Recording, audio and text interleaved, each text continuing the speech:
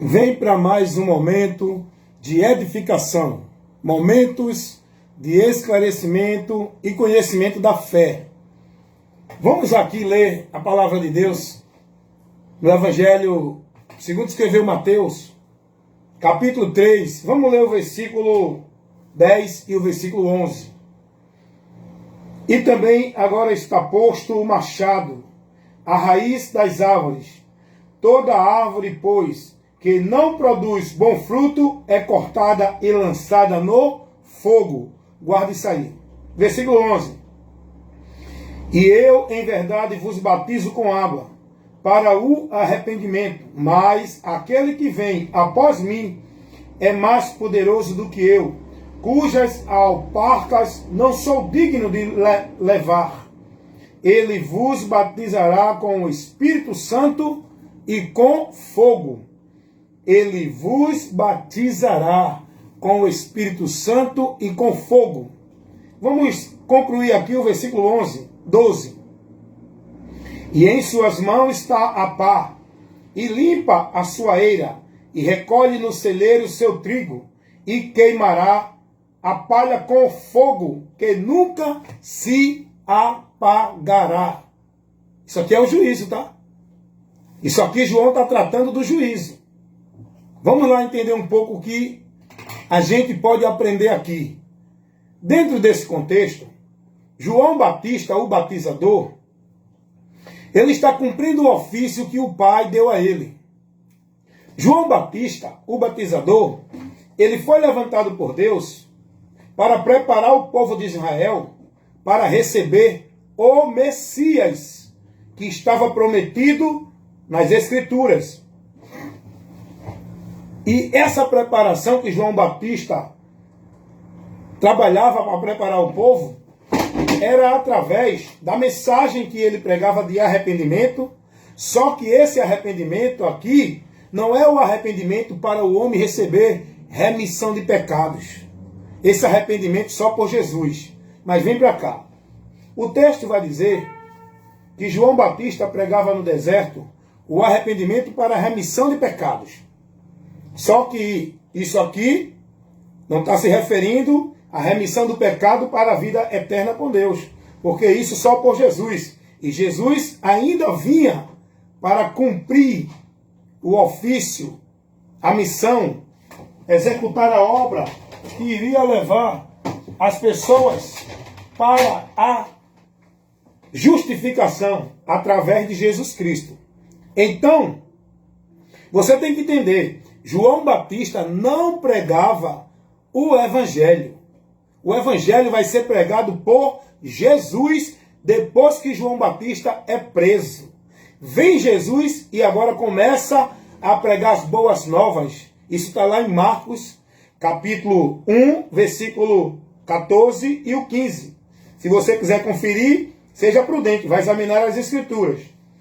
E agora João Batista vem dentro desse contexto, cumprindo a missão que Deus deu a ele, preparando o povo de Israel para que estivessem quebrantados, para receber o Messias, aquele por onde o povo iria receber a remissão de pecados pelo nome de Jesus. Não é pelo batismo nas águas de João. Deu para entender que o batismo de João para arrependimento não era para dar ao homem remissão de pecado, para ele estar em comunhão com Deus, para ele alcançar a salvação de Deus? Isso só por Jesus. Depois que ele ia cumprir, consumar tal obra para essa finalidade. Se o batismo de João Batista fosse suficiente para remir o pecado do homem, para reconciliá-lo com Deus, Jesus não precisava ter morrido. Concorda comigo ou não? Então esse batismo que João batizava não era o batismo para a remissão do pecado, para o homem ser livre da condenação que está sobre ele e ser livre da culpa do pecado. Esse batismo que João batizava era convidando o povo para se arrepender, para crer na mensagem daquele que viria.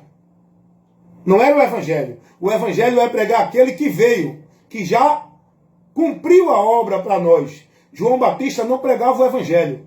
A mensagem de João Batista era sobre aquele que viria. A mensagem do Evangelho é sobre aquele que já veio, morreu e ressuscitou. Está entendendo isso? E nesse texto que nós lemos, João Batista vai dizer: e também agora está posto o machado, a raiz das árvores. Toda árvore, pois, que não produz bom fruto, é cortada e lançada fora. Por que João Batista disse isso? Qual o objetivo? Qual situação? João Batista disse isso para o povo. Ele está aqui se referindo ao povo. Diz o texto anteriormente, se você ler o contexto, você vai ver que toda a Jordânia, todo o pessoal da Jordânia, de Samaria, de toda a área de Israel, vinha se batizar com ele.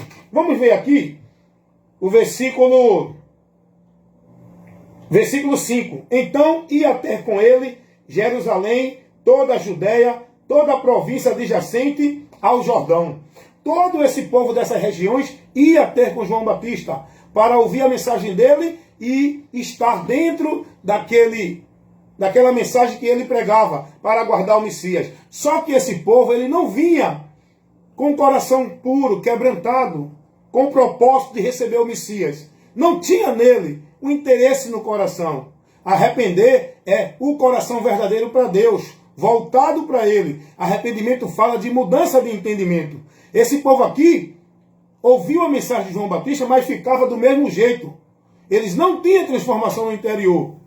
Então João Batista, percebendo que esse povo estava vindo cumprir só a formalidade, mas não tinha sinceridade neles, olha o que João Batista vai dizer. E vendo ele a multidão, versículo 7.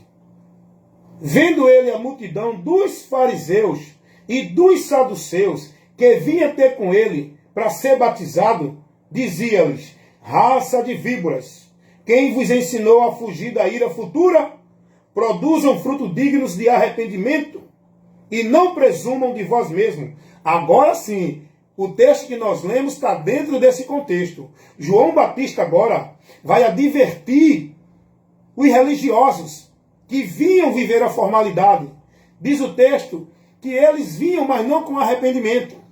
João Batista agora vai advertir ele. É aí quando João Batista vai dizer assim, versículo 10. Agora também está posto o machado, a raiz das árvores.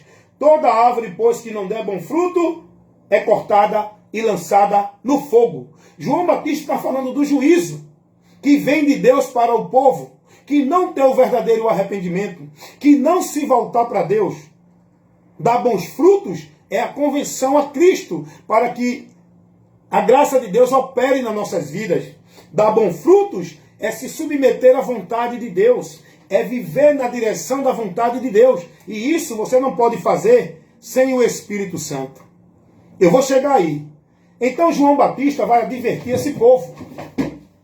João Batista vai agora dizer: não adianta vocês virem só praticar a formalidade. Se vocês não tiverem verdadeiramente o arrependimento, e o interessante é que João Batista vai dizer: raça de víboras. Aquele povo era maquiavélico.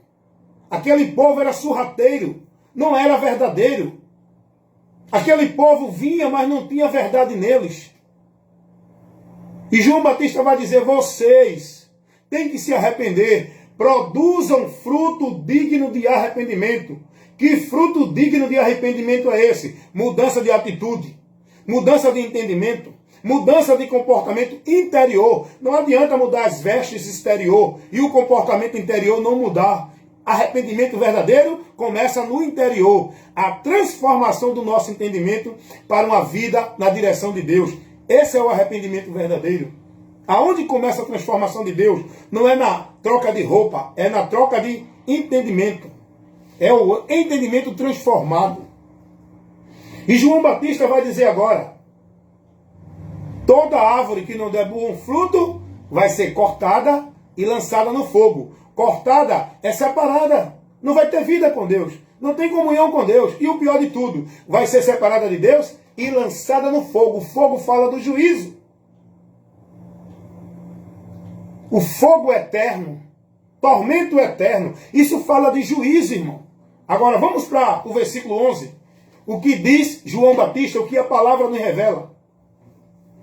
E eu, em verdade, vos batizo com água para o arrependimento. Mas esse arrependimento aqui, volto a observar e a lhe explicar mais uma vez.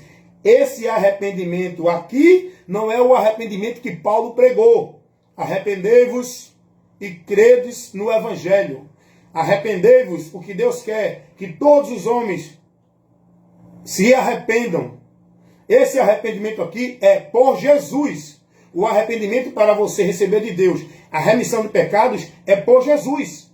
Esse arrependimento de João Batista era para os homens reconhecer a mensagem dele e se preparar para aguardar o que a mensagem dizia. Os homens não estavam dentro desse critério, dentro desse propósito. Esse é o arrependimento que João está falando. Não é o arrependimento para o homem alcançar o perdão de Deus, porque esse arrependimento é por meio de Cristo. E Cristo aqui não tinha morrido ainda. O Evangelho ainda não tinha sido anunciado aqui. A mensagem de João Batista não era o Evangelho. O Evangelho foi pregado por Jesus. Quando João Batista é preso, e ali ele ia morrer, o texto diz que a partir daí Jesus veio pregando o Evangelho do reino e dizendo ao povo que se arrependesse, porque o tempo estava cumprido. Agora, a manifestação da graça de Deus para o homem conhecer o caminho da salvação e a ser levada para o povo através de Jesus. Porque a graça e a verdade não veio por João Batista, nem por Moisés, nem por nenhum outro. Veio por Jesus, como diz João, capítulo 1, versículo 17. A graça e a verdade vieram por Jesus. Jesus que trouxe as boas novas. Jesus que trouxe a revelação que dá ao homem o conhecimento por onde ele será salvo. Isso é o Evangelho. Foi pregado por Jesus. A mensagem de João Batista não era o Evangelho. Tinha sincronia com o Evangelho, mas não era o Evangelho. Então João Batista agora vai dizer, versículo 11. Em verdade eu vos batizo com água para o arrependimento, mas aquele que vem após mim é mais poderoso do que eu, cuja sandália não sou digno de levar. Ele vos batizará com o Espírito Santo e com fogo. Vamos agora aprender e entender um pouco o que é que João Batista está dizendo. Ele vos batizará com o Espírito Santo e com fogo. Com o Espírito Santo e com fogo. O que é que João Batista está dizendo aqui, irmãos? Tem tanta gente criando heresia nesse texto aí. O batismo com o Espírito Santo e o batismo com fogo. O batismo, deixa eu explicar bem simples, irmão. Não tem que ter um curso de teologia para aprender isso. Não tem que ter um diploma de doutor, de bacharel nas Escrituras para entender isso. O contexto vai dizer. O próprio contexto aqui de João Batista vai dizer o que é esse batismo com fogo. No versículo 10, o próprio contexto vai dizer que aquele que não der bom fruto, ele vai cortar e lançar no fogo. Isso fala do juízo. O fogo fala do juízo divino. E como a gente pode entender isso dentro de um princípio bíblico? A palavra de Deus vai dizer lá em Hebreus, capítulo 12, versículo 29, que Deus é um fogo consumidor. Isso fala do juízo, da ira de Deus para aqueles que não se convertem do seu pecado a Jesus. Isso fala da ira de Deus, fogo consumidor. Fala do juízo que está vindo para consumir os que vivem no pecado. Hebreus 12, 29. O fogo aqui que João Batista fala é nesse sentido de juízo.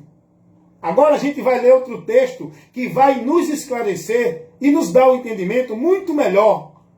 Segunda carta de Paulo aos Tessalonicenses, no capítulo 2, no versículo 8, dá uma lidinha o que diz lá. E como labareda de fogo vem tomando vingança daqueles que não conhecem e que não obedecem o evangelho de Cristo, os quais, por castigo, padecerão a eterna perdição. Eis aí o que significa o fogo. Batizar com fogo é ir a juízo àqueles que não creram em Jesus. Batizar com o Espírito Santo é a salvação daqueles que creram em Jesus, que recebem o selo de Deus. a garantia de salvação, a garantia de ser propriedade de Deus, a garantia de fazer parte do corpo de Cristo, a garantia de ser levado para a redenção é com o Espírito Santo. E o batismo com o Espírito Santo, quem batiza é Jesus Cristo. Não é pastor, nem papa, nem padre. Esse batismo não se recebe dentro de nenhuma igreja. Esse batismo se recebe crendo e ouvindo a mensagem do Evangelho. Por isso que Jesus disse: ide por todo o mundo e pregai o Evangelho. Quem crê e for batizado será salvo. Esse batismo não é de água, feito pela mão de pastor, de padre, de papa, dentro de nenhuma igreja. Esse batismo que Jesus fala em Marcos, capítulo 16, versículo 15, é um batismo com o Espírito Santo. É esse batismo que João está falando aqui. O batismo com o Espírito Santo é o batismo para aqueles que creem em Jesus que serão salvos. É o selo da garantia da salvação. E o batismo no fogo é o batismo para aqueles que vão ser condenados, que vão sofrer o juízo e a ira de Deus por não crer no Evangelho. Deu para entender, irmão? É bem simples, não é? Quem complica é os homens, usados por Satanás para trazer sabedoria humana, maligna, que vai complicar e colocar confusão na mente do povo. Então esse batismo com fogo é o juízo.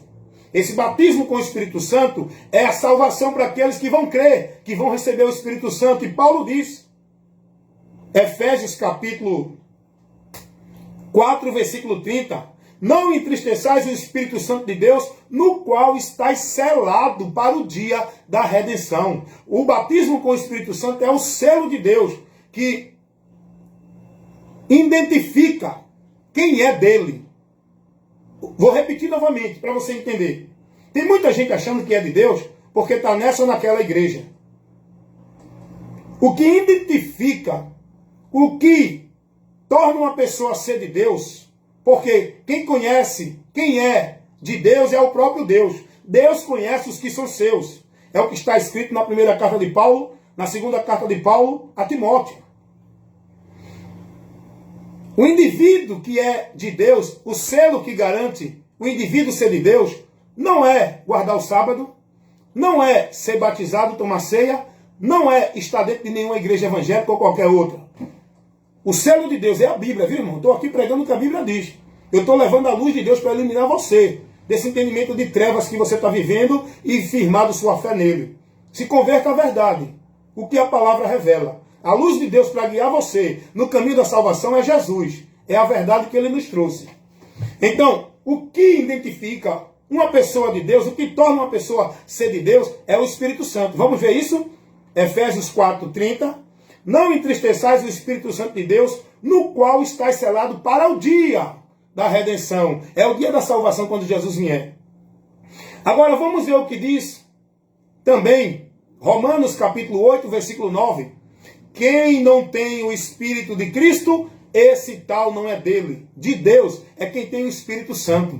Quem não tem o Espírito Santo não é dele, não é de Deus. Você pode ter carteira de membro da Assembleia, da Batista, da Presbiteriana, da Congregação Cristã do Brasil, da Deus é Amor. Você pode ser membro da Universal, da Vitória em Cristo, da Mundial, que diz que é do poder de Deus, da Vitória, da Graça Internacional, que diz que é de Deus. Você pode ser da Católica, do Testemunho de Jeová, dos Mormons. Isso não lhe identifica, não lhe torna propriedade, servo, pessoa de Deus.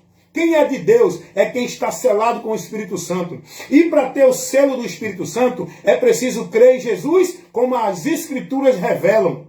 Dá uma linha lá em João capítulo 7, versículo 37 ao 39, você vai ver essa verdade. Olha o que Paulo vai dizer, escrevendo a carta aos Gálatas. Aliás, Efésios capítulo 1, versículo 13 e 14. Olha o que Paulo vai dizer aos irmãos sobre este selo, esta garantia da salvação. Vamos ler, abre a tua Bíblia aí, vem comigo aqui, Efésios 1,13. Em quem também vocês estão, depois que ouviram a palavra da verdade, o evangelho da vossa salvação, e tendo nele também crido, foste selado com o Espírito Santo da promessa, o qual é o penhor da nossa herança, para a redenção da possessão de Deus, para louvor da sua glória. Selado com o Espírito Santo é a garantia daqueles que são de Deus. Não é uma carteirinha de membro de nenhuma igreja, de nenhuma instituição religiosa. Meus amados irmãos, Essa é a verdade que você precisa ouvir. E foi pregada para você agora. Quem tem ouvido para ouvir, ouça. Quem crê será salvo, bem-aventurado. Mas crê na verdade. Esse é o meu trabalho, pregar a verdade. É o ofício que me foi dado pela vocação que Deus me deu, pregando e ministrando a verdade do Evangelho, para levar luz aos que estão nas trevas. O poder de Deus para salvar os que estão presos no poder de Satanás, que é a mentira, o engano. Amém? Mas a verdade liberta, é Jesus, o que ele pregou, o Evangelho da salvação. Que você receba nesta hora essa simples e objetiva instrução do Evangelho para a tua vida.